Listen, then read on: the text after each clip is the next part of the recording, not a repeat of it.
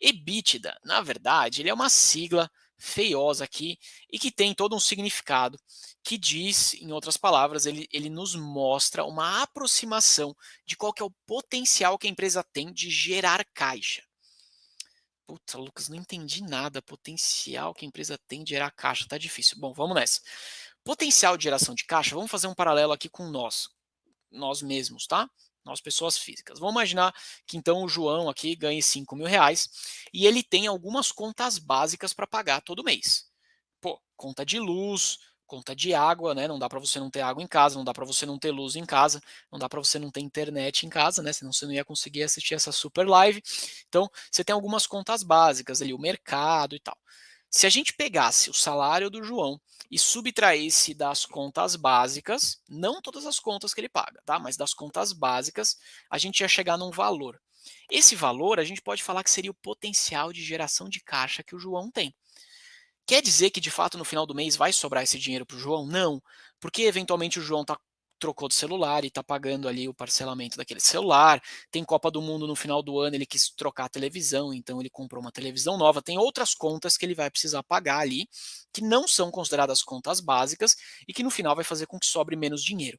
Mas, se a gente considerasse o salário do João e subtraísse apenas as contas básicas, a gente poderia dizer que esse valor que sobrou seria o EBITDA do João, seria aí o potencial, uma aproximação do potencial de geração de caixa do João. Beleza? Então, vamos imaginar agora que para a empresa é exatamente a mesma coisa, tá? Quando a gente fala de EBITDA, a gente está falando então de uma aproximação do potencial de caixa da empresa. E por que isso é bacana? Porque quando a gente comparar então a dívida líquida da empresa com o quanto que ela consegue potencialmente gerar de caixa, a gente vai conseguir medir de certa forma se essa empresa conseguiria quitar essa dívida rápido ou ainda se ela demoraria demais para quitar essa dívida. E isso aqui é importante, né? Como a gente falou no começo da live, se a gente tem uma dívida muito cara, essa taxa Selic está alta demais e custa muito caro os juros, pô, a empresa pode ser que ela queira pagar logo a dívida. E se a dívida dela é muito alta, como é que ela não vai conseguir pagar logo? Porque a dívida é alta demais. Então, fazer essa comparação dívida líquida sobre EBITDA nos ajuda a fazer isso. Então, eu trouxe aqui um exemplo, tá? Vamos imaginar que a dívida líquida de uma empresa aqui qualquer é 6 bilhões 236 milhões de reais. 6,2 bilhão de reais de dívida. É um exemplo real, tá? Isso aqui é uma empresa de fato. Já já vou te falar qual que é o nome dela. Ok, essa é a dívida da empresa atual. Qual que seria o EBITDA? Qual que é o EBITDA da empresa? Nos últimos 12 meses, ou seja, no último ano, essa empresa gerou um EBITDA de 2,6 bilhão de reais. Então, se a gente comparar a dívida de 6,2 com o EBITDA de 2,6, a gente já vê de cara que a dívida dela é maior do que ela consegue gerar de caixa. O EBITDA, ele é medido, né, ele é mensurado aqui nesse caso, para este indicador, como o EBITDA dos últimos 12 meses.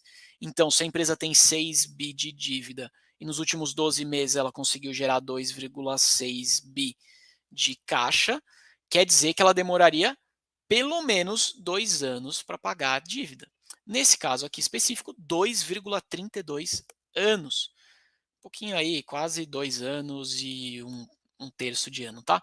Isso daqui acontece, isso daqui quer dizer que, cara, se a empresa quiser, neste momento, quitar a dívida dela, só com a geração de caixa que ela tem, ela demoraria pelo menos 2 anos para quitar toda essa dívida. Esse é um valor relativamente alto, mas fique tranquilo, porque para o mundo dos investimentos, até 2,5, ou seja, até 2 anos e meio como tempo, eu considero como aceitável, eu considero como sob controle. Se a gente encontra uma dívida líquida sobre EBITDA acima de 2,5, fica ligado. É um ponto de atenção, beleza?